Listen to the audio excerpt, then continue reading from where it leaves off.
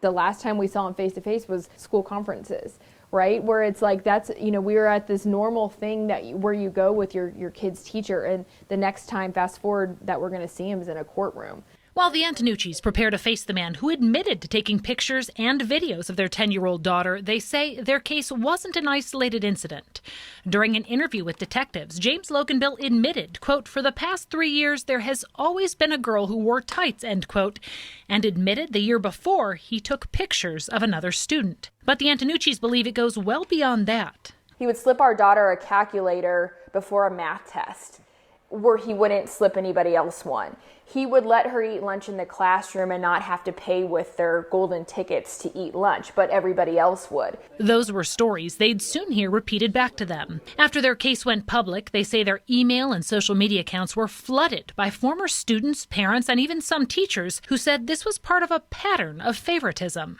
It's just so sad that, when our story became public, just the amount of outreach that we got from kids of previous years. Rachel Martin is one such former student, now living in Texas. She says she grew up in the Olathe School District, where she had Logan Bell for 5th grade at Countryside in 1993. I remember thinking I had gotten lucky because we got the cool male teacher.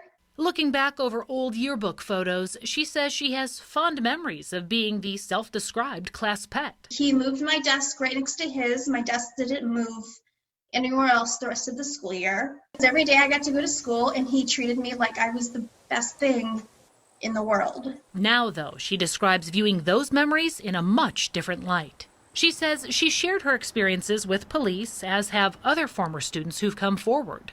We asked for any additional investigations involving Logan Bell, but were denied access again due to the ongoing investigation. But another student who spoke to us on the condition of anonymity reiterated what Martin and the Antonucci's shared. She says she had Logan Bell at another school in the district in 2011. She tells us, quote, "I was targeted as one of his favorites. I was aware of it due to the special treatment I received, such as not taking exams or working on any assignments. My friends at the time spoke up and told a counselor, who then directed them to our vice principal," end quote. She says ultimately he went to another Olathe school, adding, quote, "I don't think other students were protected in the sense that he kept being passed to a different school to keep doing the same inappropriate things," end quote. That next school she mentioned, Meadowlane Elementary, where he had the Antonucci's daughter in class.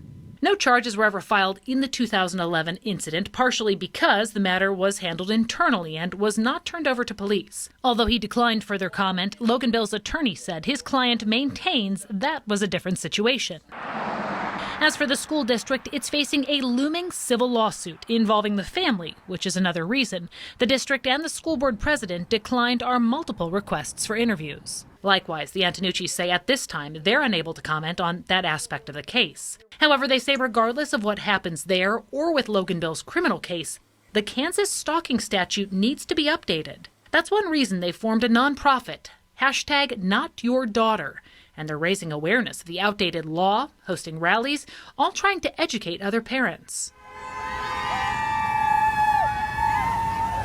These are efforts that are resonating with other Olathe families. The laws that are in place right now for our children, I had absolutely no idea until this hit so close to home how bad they are. The Antonucci's have also enlisted help from legal experts and politicians to introduce legislation to better protect Kansas children, even traveling to the state capitol to lobby legislators. Again, is not just for our family's peace of mind or our family's, change of the laws. It's for all of Kansas kids, because we really feel like there's so much work to be done to protect these kids from, future, pedophiles and predators. And to make a personal plea, their daughter, the dancer, is ready for a different type of spotlight.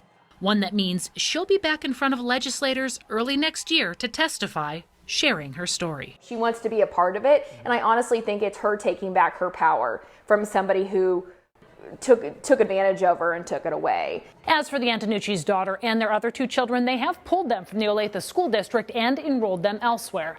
Still, their daughter remains close with her friends and classmates, those brave little girls who came forward and reported Logan Bell's behavior.